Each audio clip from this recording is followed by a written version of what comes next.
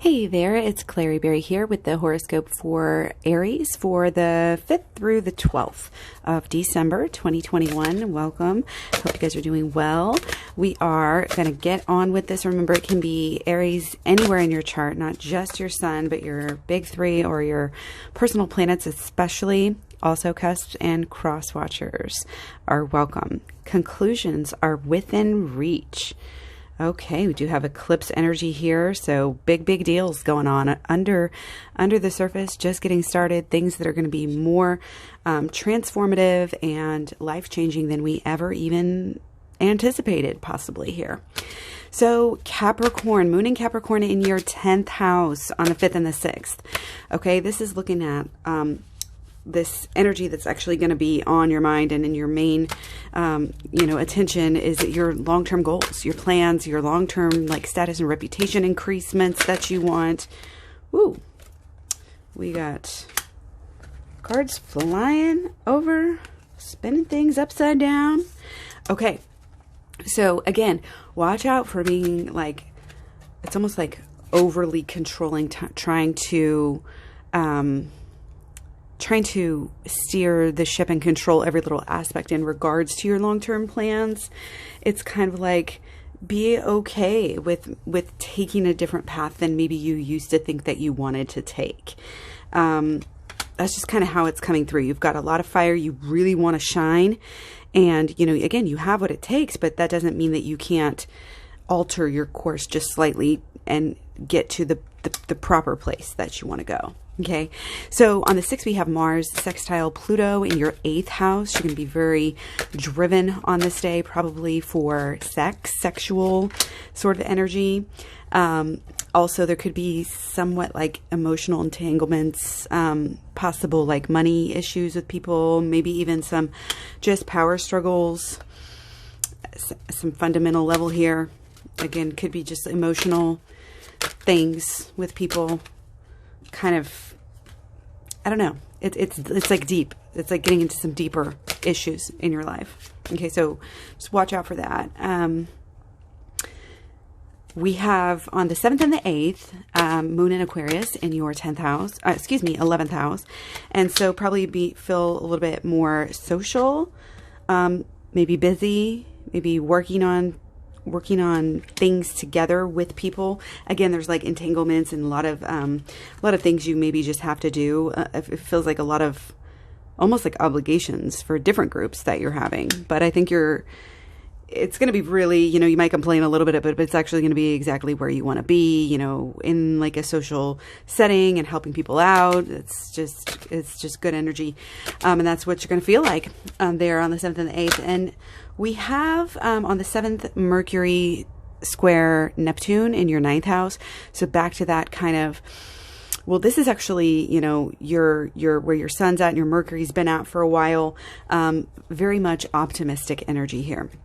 And also wanting to get out, wanting to see the world, wanting to travel, wanting to see other people's points of view, learn about different places, different religions, different philosophies here. You guys see that? So, yeah, that's all about, again, Mercury square Neptune in your 9th house, very optimistic about, you could be making travel plans or even going on different trips. Again, the trips to go to museums or, learn about different cultures and religions and things like that are just like so right up your alley. On the 8th, we have Mars square Jupiter. So again, this is back to our kind of deep, emotional, sexual, impulsive energy, very bold energy on the 8th. Yeah, we might be feeling a little emotional. In a way, you're having stable emotions. You might be almost helping other people out with their emotional issues or something similar to that nature. Okay.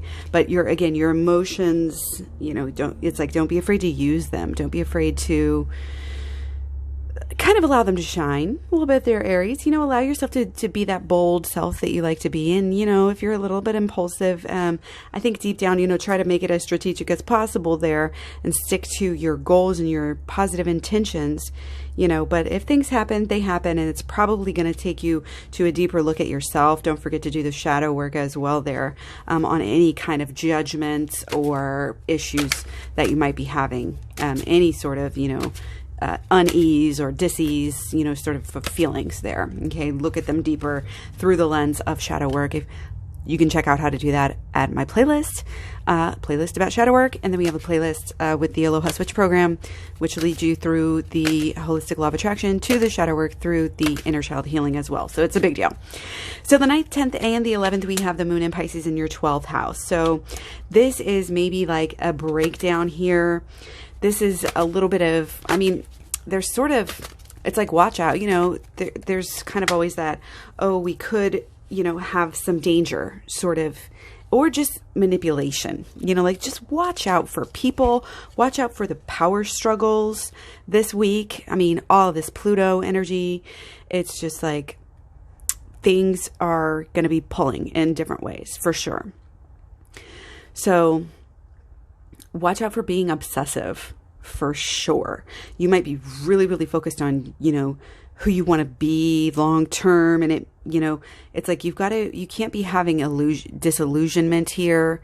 And again, it's about change that, you know, it might be shocking to you now. It might feel like, you know, this danger or this crisis situation that is just caught you off guard, but actually it's totally liberating you from something that you were stuck in, basically, that was chaining you up, you know, something that was manipulating you, something that had power over you and gave you a hopeless feeling. It's like, again, there's kind of a realization, and that's going to lead you more towards empowerment in this situation. Okay. So you're going to be, again, whatever you're obsessive about here, trying to plan the long term, you're trying to plan, you know, you might even be almost trying to plan out other people's stuff, you know, just like that sort of overbearing energy could come through. So just kind of watch for that obsession, that over planning, you know, overly worried about the mask that you show to the world and the recognition. Okay.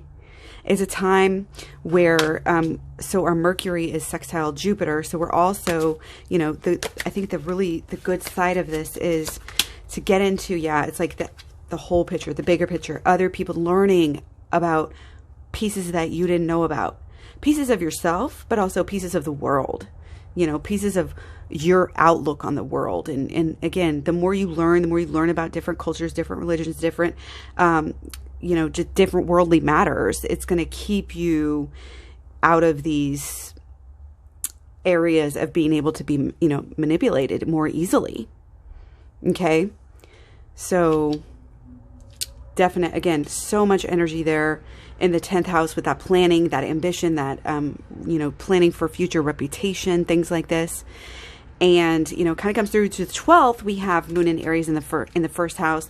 And then the 12th, we also have Sun square Neptune.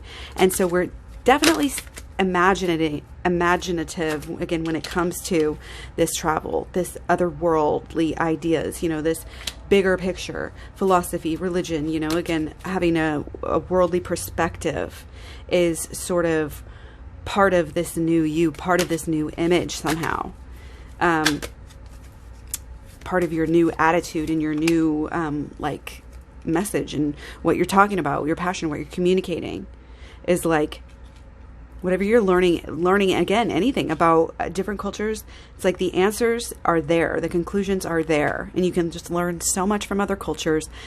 It could be a time where you're actually like flying, but you don't need to necessarily be able to fly to be able to, you know, flit around the globe and take in, you know, it's almost like celebrating all these different holidays and different Christmases and taking different perspectives can help to kind of change you as a person and really open up your worldview in a really good way. It's like a really good time for adventure and learning and exploring, and especially, again, learning about other parts of the world, other parts of life that you maybe not have had the chance to delve into yet. We're exploring something new, and we might be exploring new things in new ways or old things in new ways, you know, looking at things definitely very differently. And it could be deeply emotional as well, like really having kind of an emotional reawakening here and a rebirth. Okay. definite conclusions at the very least. But again, it's going to push us forward with our eclipse energy into the whole next year.